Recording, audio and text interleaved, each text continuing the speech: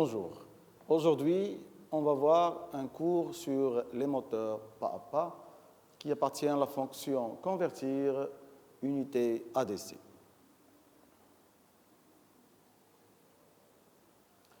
Alors, pour les moteurs pas à pas, ils sont utilisés pour les positionnements angulaires très précis. Dans le cas des imprimantes, par exemple, les scanners, les disques durs, ou pour la motorisation des robots qui nécessitent une précision très grande, c'est-à-dire jusqu'à le 1 centième de millimètre. Le moteur pas à pas donc, permet de convertir une énergie électrique sous forme d'impulsion électrique en énergie mécanique sous forme d'impulsion angulaire. Et contrairement au moteur à courant continu, ils ne nécessitent pas de boucle d'asservissement. Donc, ils sont plus simples à commander. Par exemple, pour un moteur à courant continu, pour le commander en position, à partir d'une consigne fixée, donc on donne la commande, on commande le moteur pas à pas, bien sûr à travers un ampli de puissance ou bien variateur, et la position captée par le moteur à courant continu va être comparée, donc il va être comparé avec la consigne, et le résultat de cette comparaison va changer la commande du moteur pour trouver la position voulue. Et cela se fait en boucle fermée, donc nécessité d'un asservissement de position. Par contre, pour un moteur à courant continu, pour le commander, c'est très facile. Donc, il suffit de donner une séquence d'impulsions avec une chronologie bien calculée et bien déterminée pour trouver la position voulue ou bien pour donc déplacer un moteur pas à pas. Son symbole, donc, c'est le suivant. Alors, le moteur pas à pas est constitué d'une partie fixe appelée stator. Donc, voilà le stator. Donc, il est représenté ici par deux enroulements et par plusieurs enroulements. Et ces enroulements sont formés chacun d'une bobine appelée phase. Donc, si on a deux bobines, on appelle un moteur à deux phases, quatre bobines, un moteur à quatre phases, par exemple. Alors, pour changer le sens de rotation ou bien le sens de déplacement, donc il suffit d'alimenter la bobine avec un sens ou en changeant le sens d'alimentation de la bobine, ça veut dire changer le sens du courant traversé par un courant sur la bobine. Alors voilà donc les enroulements du stator.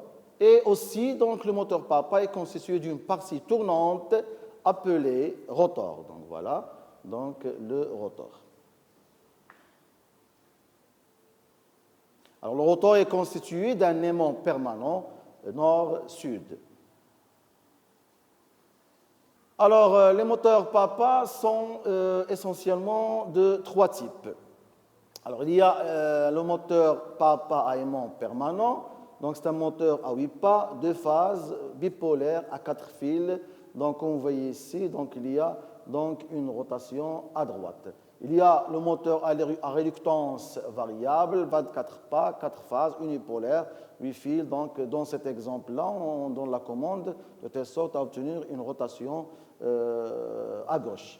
Et le dernier type, c'est le moteur hybride. C'est une combinaison de deux technologies, c'est-à-dire la réluctance variable et le moteur à aimant permanent. C'est un moteur à 12 pas, 2 phases, moteur bipolaire à 4 fils.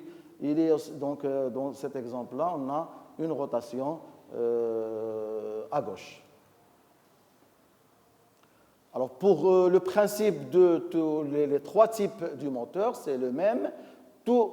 On positionne le rotor en modifiant la direction d'un champ magnétique, c'est-à-dire en changeant le sens du courant dans la bobine, on change le sens de rotation ou de déplacement.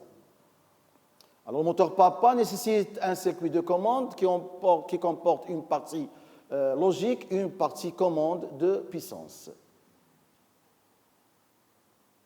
La partie logique détermine pour chaque pas le sens de rotation et les bobines qui seront alimentées et combien de bobines ils seront alimentées. La fréquence de l'horloge du circuit logique détermine la vitesse de rotation du moteur. Donc, pour changer la vitesse de rotation, il suffit de changer la fréquence de commande, donc sur commande logique. On va voir ça par la suite, bien sûr. Alors, dans la suite du cours, on va s'intéresser à l'étude du moteur à aimant permanent. Alors, pour les moteurs à aimant permanent, c'est un modèle dont le fonctionnement est le plus simple. Le rotor est constitué d'un aimant permanent et le stator comporte deux paires de bobines. Et en agissant sur les bobines alimentées et sur aussi le sens de courant, on fait varier le champ créé par le stator. Alors, le moteur papa est un convertisseur donc électromécanique qui assure un déplacement par pas angulaire. Alors, l'application est plus l'angle est faible, plus on aura une grande précision. Donc, l'application d'une ou plusieurs impulsions de commande provoque le déplacement d'un nombre équivalent de pas. Alors, voilà, ici, on a un exemple d'un moteur à aimant permanent, moteur pas. Donc, voilà, ici, on a deux bobines. Donc, en changeant le sens de courant, donc la rotation se fait dans un sens ou dans l'autre. Donc, regardez en changeant le sens, et voilà, à droite, en changeant le sens, donc à gauche, donc la rotation se fait à gauche. Et aussi, donc, normalement, c'est un moteur donc, à 4 pas. Un deuxième exemple, ici, un moteur à 4 pas. Regardez, un tour. Dans un tour, il y a 4 pas. 1, 2, 3 et 4. On recommence. 1, 2, 3 et 4. Donc, c'est un moteur à 4 pas. Donc, toujours donc, pour changer le sens de rotation, il suffit de changer le sens de courant d'une bobine. Ou bien, donc, pour obtenir ce mode, ou bien on alimente la bobine A, ou bien la bobine B. Donc, on l'appelle un mode pas entier. Donc, il y a ce mode-là, c'est-à-dire la rotation est oblique, ou bien ce mode-là. Les deux, c'est un mode pas entier. Alors, les valeurs du pas qu'on peut trouver pour les moteurs, on a donc 0,9 degrés, 1,8 degrés, 3,75, 5, 30 degrés, 45 degrés, 60 ou 90 degrés. Par exemple, pour un moteur ici à 4 pas, donc 4 pas dans un tour qui correspond à 360 degrés, donc 360 sur 4, ça fait 90 degrés. Donc chaque pas donc, correspond à un angle de 90 degrés, c'est-à-dire un déplacement de 90 degrés par 90 degrés. Dans un autre exemple, on peut trouver par exemple ici un moteur à 8 pas. 1, 2, 3, 4, 5, 6, 7 et 8 pas dans un tour. Alors 370 degrés sur 8, ça fait 45 degrés. Donc ça veut dire ici, on a un pas d'un angle, un déplacement d'un angle de 45 degrés. Alors là, on a ici un mode unipolaire. On va détailler, dans la suite du cours, on va détailler le fonctionnement d'un moteur en pas entier et celui-là s'appelle un mode demi-pas. Alors, pour alimenter un moteur à continu, donc on aura un moteur pas à pas, on aura besoin de deux tensions de continu. Par exemple, ici, pour commander les bobines du moteur pas à pas. Alors, ici, on a deux tensions, deux bobines, c'est-à-dire deux tensions VA et VB. Donc, bien sûr, en donnant des créneaux comme suite, regardez ici. Donc, voilà, c'est-à-dire là, une tension positive, 0, négatif, et ainsi de suite. Donc, ça permet la rotation du moteur pas à pas. Regardez, donc il y a une rotation. Donc, c'est ce qu'on va détailler par la suite. Maintenant, commençons par comprendre le principe. Donc, comment se fait la rotation de l'aimant permanent. Alors, on a un rotor se forme d'un aimant permanent nord-sud et deux bobines, bobine A et bobine B. Donc, si on alimente les bobines A et B alternativement, donc on aura donc une création d'un champ magnétique. Donc, si on change le sens du courant, le sens du champ magnétique change, ce qui permet la rotation de l'aimant permanent. Voilà, donc une rotation de l'aimant permanent. Et cela, donc, il est dû aux lois magnétique. Si on a deux pôles magnétiques opposés, ça veut dire ici, regardez, il y a le sud et le nord, ce sont deux pôles de signes opposés, donc ils s'attirent. Donc les deux, ils s'attirent, voilà, il y a une attraction. Par contre, si on a deux pôles magnétiques de même signe, regardez ici par exemple, on a sud et la sud, donc ils se repoussent. Alors voilà, on va traiter un exemple d'un moteur papa. Là, on a deux bobines. Dans donc, la phase 1, on va commander la bobine A, regardez, avec un courant, avec une tension positive. Donc le courant entre par là, donc c'est là, toujours il entre par le sud. Là, on a le sud, voilà, et là, on a le nord. Donc le sud va attirer le sud va attirer le nord, donc on aura un déplacement dans ce sens à droite. Maintenant, la position 2, on va alimenter la bobine B et la bobine A ne sera pas alimentée. VA égale à 0. Donc le courant entre par là. Donc là, on a le sud et là, on a le nord. Voilà. Alors le sud va attirer le nord. Donc on aura un déplacement dans ce sens. Regardez. Et voilà, le sud, il a attiré le nord. Donc on a une rotation dans ce sens. Alors la troisième position, on va alimenter A, mais avec un sens différent. Ça veut dire que le courant va entrer par là. Ça veut dire que c'est là on a le sud, là on a le nord. Regardez. Donc le nord va attirer le sud, donc on a un déplacement à droite toujours. Et voilà, le nord a attiré le sud, on a un déplacement à droite, et ainsi de suite pour la phase 4, la dernière phase de ce mode. Alors VA égale à 0, donc ça veut dire qu'il n'y a pas de champ magnétique ici. Là, on a VB est inférieur à 0, donc le courant entre par là. On aura ici le sud, toujours il entre par le sud. On a ici le sud et ici le nord. Le nord va attirer le sud, donc voilà, donc il y aura obligatoirement un déplacement à droite toujours. Et voilà, donc si on refait bien sûr ces combinaisons donc, et ces commandes d'impulsion, donc on aura une rotation du moteur. Et voilà, donc les commandes qu'on a données, la première commande, on a donné une tension positive VA. Donc, plus alimentation positive et moins alimentation négative. Donc, premièrement, on a donné VA positif. Voilà, donc il y a un déplacement à droite.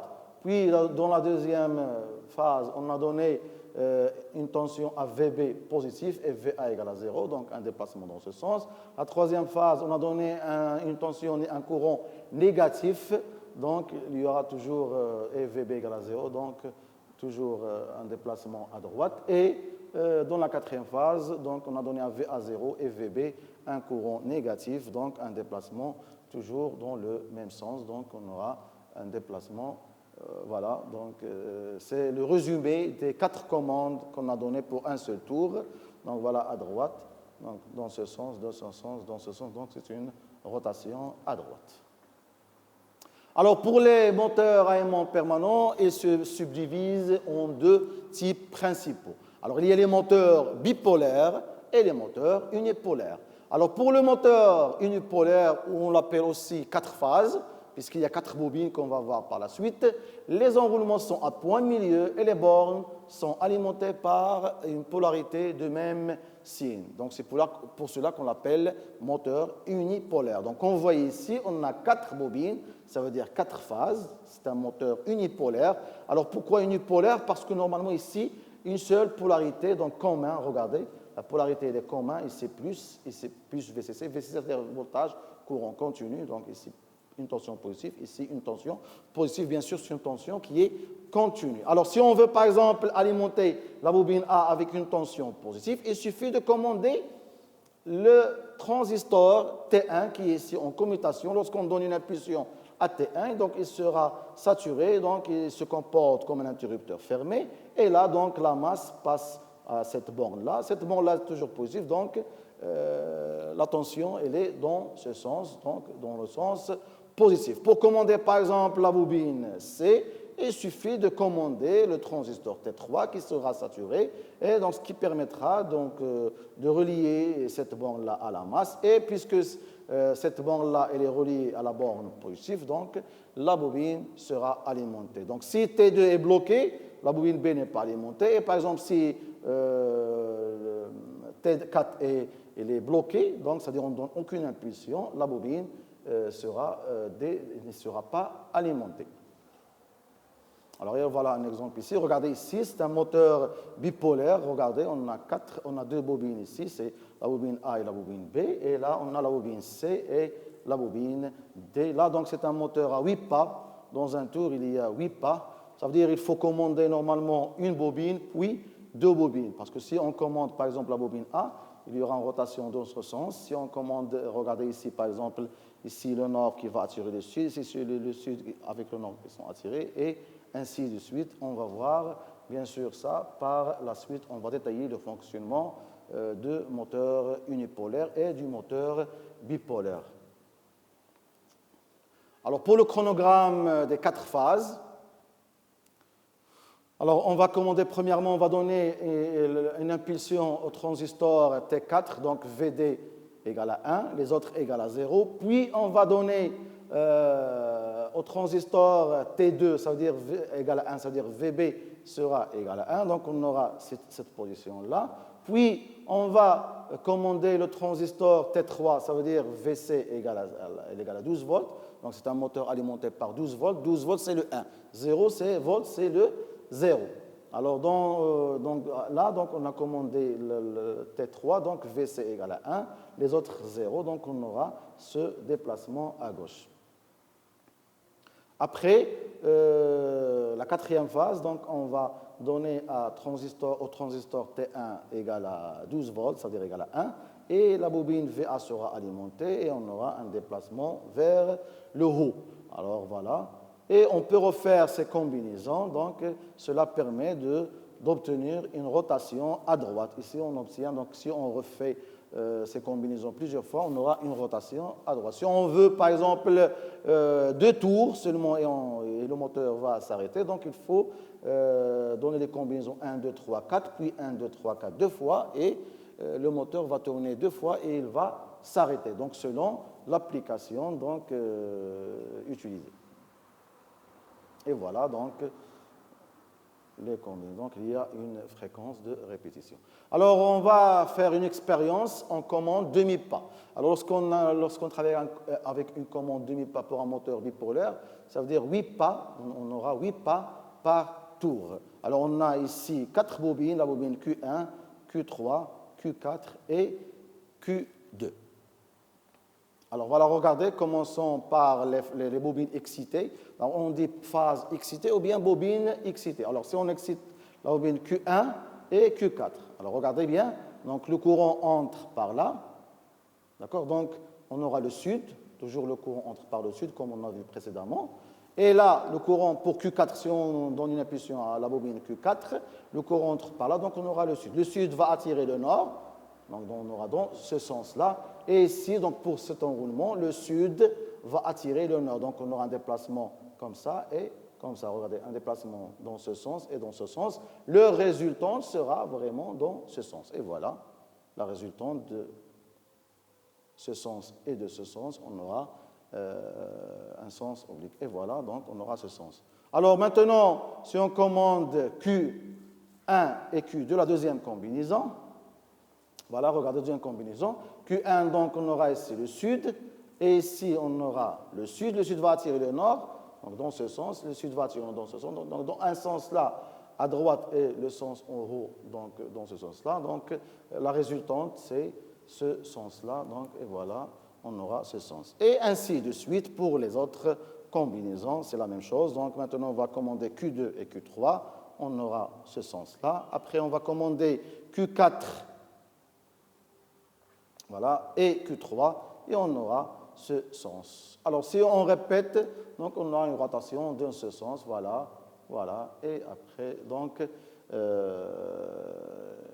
on aura 4 pas. Maintenant, pour le pas entier. Alors, pour le pas entier, mode 1, on aura ce sens.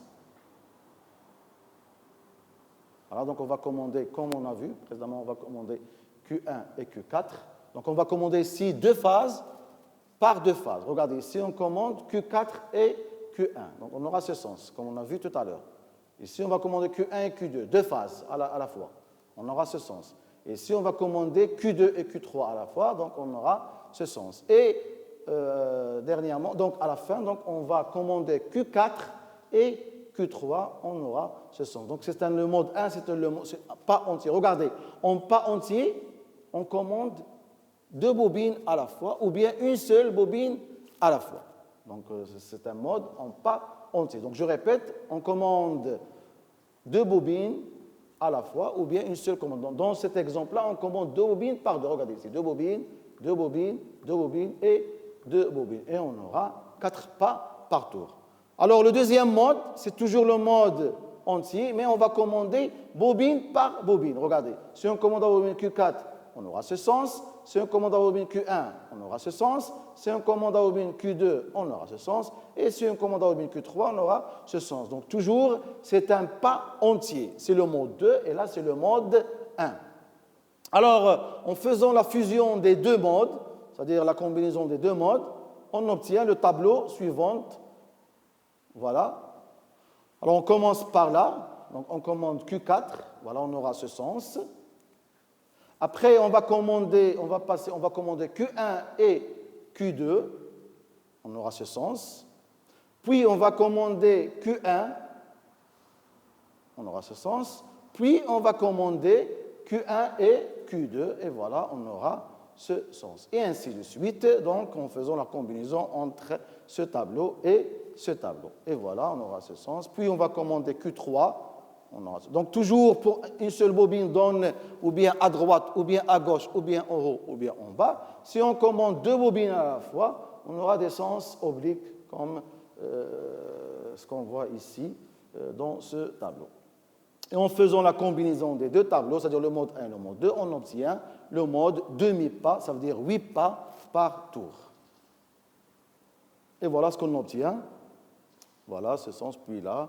Voilà, et le moteur va se déplacer à droite ici. C'est une rotation à droite. Donc, si on refait ces combinaisons-là, le moteur va faire un deuxième tour. Si on refait 3 fois, troisième tour. Et si on le refait plusieurs fois, le moteur va tourner à une vitesse qui dépend de ses impulsions, de la chronologie de ses impulsions.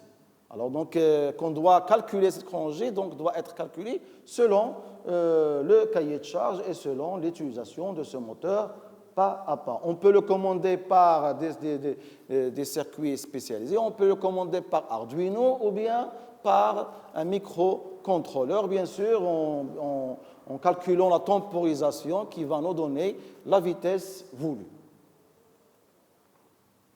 Alors, pour le moteur bipolaire ou à deux phases, regardez, on a ici deux bobines, ça veut dire deux phases. Donc, sur une commutation bipolaire, les enroulements du stateur n'ont pas de point milieu. Chaque borne de chaque enroulement sera alimentée par une polarité positive puis négative. Alors, chaque bobine va être alimentée par 4 transistors. Donc, si on veut, par exemple, alimenter la bobine A dans le sens positif, on va commander T1 et T4. Si on veut changer le sens, il faut commander T3 et T2. C'est le principe d'un pont en H. Alors regardez ici, dans cet exemple-là, si on veut obtenir une tension dans ce sens, par exemple, il faut commander T1 et T4. Donc le courant va passer par là, le plus ici et le moins ici. D'accord ? Alors toujours, on utilise ces diodes de roue libre lorsqu'on a une charge, puisque la bobine c'est une charge inductive, donc il faut une diode de roue libre pour protéger les transistors. Alors, dans l'autre sens, si on veut commander la bobine, toujours la même bobine avec l'autre sens, regardez, donc il suffit de changer les transistors. On va commander le transistor T2 et le transistor T3. Donc, regardez, le plus va passer dans ce sens maintenant et le moins dans ce sens. Tout à l'heure, on avait le plus ici, le moins ici. Maintenant, le plus dans cette polarité et le moins ici. Donc, le sens de la bobine va changer. Donc, le sens de champ magnétique change, créé par cette bobine. Donc, le sens de rotation va changer. Donc, c'est le principe du pont en H. Qu'on connaît déjà, on l'a vu pour les hacheurs et pour les onduleurs et ainsi de suite. Alors, pour changer le sens de rotation, il suffit de changer les combinaisons des transistors. Alors regardez donc un exemple d'un moteur bipolaire, on a seulement 2 bobines. Alors chaque bobine sera alimentée dans un sens ou dans l'autre et en changeant le sens du courant, le sens de rotation change. Ici, on a 8 pas par tour. Regardez, 1, 2, 3, 4, 5, 6, 7, 8 pas, 7, 8. Donc on peut obtenir 8 pas par 2 bobines, bien sûr, en changeant la rotation. Ici, on va alimenter la bobine A dans un sens, puis on alimente A et B, puis on va alimenter B, puis on va alimenter B et A, et ainsi de suite. Donc on va alimenter une bobine, puis 2 bobines, une bobine, puis 2 bobines, pour avoir 8 pas par tour. Alors le moteur bipolaire, il est plus simple à fabriquer et il est peu coûteux que l'autre, puisqu'il nécessite seulement 8 transistors, alors que le moteur unipolaire, il nécessite 4 transistors, puisqu'il y a seulement 2 bobines. Alors on va détailler le fonctionnement du moteur bipolaire. Ici, dans le cas d'un pas entier, on a 2 bobines. Donc ici 2 bobines. On va alimenter, premièrement, on va alimenter la bobine B1. Regardez, on aura ce sens. Puis on alimente la bobine B2, on aura ce sens. Puis on alimente la bobine B1 mais avec un courant négatif. Puis la bobine B2 avec un courant négatif. Et on a une rotation, donc comme vous voyez, dans le sens droit, par exemple. Si on veut changer le sens de rotation, il suffit de changer l'ordre d'alimentation. Alors dans ce cas-là, toujours pas entier, c'est-à-dire 4 pas. Mais là, on va commander B1 et B2. On aura ce sens, voilà. Puis on va commander, bien sûr, B1 et B2, mais un dans le sens négatif, l'autre dans le sens positif, c'est-à-dire I- et I+. On aura ce sens. Puis on va commander les 2 bobines B1 et B2 avec un courant négatif. On aura ce sens. Voilà. Et puis, on va commander la quatrième, la dernière phase, B1 positif et B2 négatif, et on aura ce sens-là. Donc, on aura ce sens après là et après là. Donc, c'est une rotation, par exemple, à gauche. Donc, toujours, si on veut changer le sens de rotation, il suffit de changer l'ordre d'alimentation des bobines. Alors, maintenant, en demi-pas, c'est-à-dire une combinaison entre les 2 modes qu'on a vus tout à l'heure. Donc, on va commander premièrement B2, puis B1 et B2. Voilà. Regardez. Puis, on va commander B1 en sens négatif. On aura ce sens. Puis, B1 et B2 dans le sens négatif, donc on aura ce sens. Puis, on va commander B2 négatif et B2 B2 négatif et B1 n'est pas alimenté, on aura ce sens. Et ainsi de suite, donc, et on aura un déplacement toujours à gauche en faisant la combinaison des 2 modes. Donc, c'est le mode demi-pas, ça veut dire ici 8 pas par tour. Alors, si on veut toujours changer le sens de rotation, il suffit d'inverser le sens d'alimentation des bobines. Alors, pour les caractéristiques d'un moteur pas à pas, on a le nombre de pas par tour, NP par tour, ça veut dire qui dépend du nombre de phases du stator, petit m, nombre de paires de pôles du rotor, petit p, et le type d'alimentation, K1, et le mode de fonctionnement, K2. C'est-à-dire le mode de fonctionnement, est-ce que c'est le mode de fonctionnement, c'est est-ce que le mode 1 ou bien le mode 2. Type d'alimentation, est-ce que unipolaire ou bien bipolaire. On va résumer ça dans un tableau. Alors, pour la commutation symétrique, on garde le même nombre de phases excitées. C'est-à-dire, ou bien on alimente bobine par bobine, ou bien 2 bobines par 2 bobines. C'est-à-dire le même nombre. Bobine par bobine, ou bien 2 bobines par 2 bobines. Ça s'appelle la commutation symétrique. Alors, le commande est dit par pas, généralement, donc on n'aura pas entier. Alors, pour la commutation asymétrique, on va alterner la commande, c'est-à-dire on change le nombre de phases. On va commander une bobine, puis 2 bobines. Une bobine, puis 2 bobines, donc, bien sûr, avec un ordre bien déterminé. Alors, la commande est dite demi-pas. Donc là, on obtient 8 pas par tour, par exemple, et là, on obtient 4 pas par tour. Alors, pour NP est égal à M, le nombre de phases du stator, fois P, fois K1, fois K2. Alors, pour le type d'alimentation K1, on trouve ou bien unipolaire K1 égale à 1, ou bien bipolaire K1 égale à 2. Pour le type de commande, ou bien on aura pas entier, K2 égale à 1, ou bien demi-pas, c'est-à-dire K2 égale à 2. Alors, l'angle de pas, θ, c'est l'angle de pas de déplacement, qui est égal à 360 degrés sur le nombre de pas. Alors, la fréquence, c'est le nombre de pas par seconde. La vitesse de rotation, c'est en tours par seconde. Petit n égale à F sur NP. Alors, passons à l'application. Supposons qu'on a un moteur ici unipolaire, ici, comme vous voyez, à 8 pas. Alors, NP, par définition, on a 1 fois P fois K1 fois K2. Donc, ici, on a combien de 1, 2, 3, 4 bobines, ça veut dire 4 phases, ça veut dire M égale à 4. On a ici nord et sud, ça veut dire P égale à 1, c'est un rotor à aimant permanent. P égale à 1. Si on a le mode unipolaire, donc K1 égale à 1, unipolaire ici, puisqu'il y a 4 bobines, et K2 égale à 2, c'est le mode demi-pas, puisqu'on a ici 8 pas par tour. Regardez, demi-pas, donc c'est K2 égale à 2, donc NP égale à 8 pas par tour. Donc 4 fois 1 fois 1 fois 2, ça fait 8 pas par tour. On demande maintenant de chercher l'angle de déplacement, qui est égal à 360 sur n, ça veut dire 360 sur 8, ça fait 45 degrés. Chaque pas correspond à un déplacement de 45 degrés. Alors pour la vitesse de rotation du moteur pas à pas, c'est la fréquence sur le nombre de pas.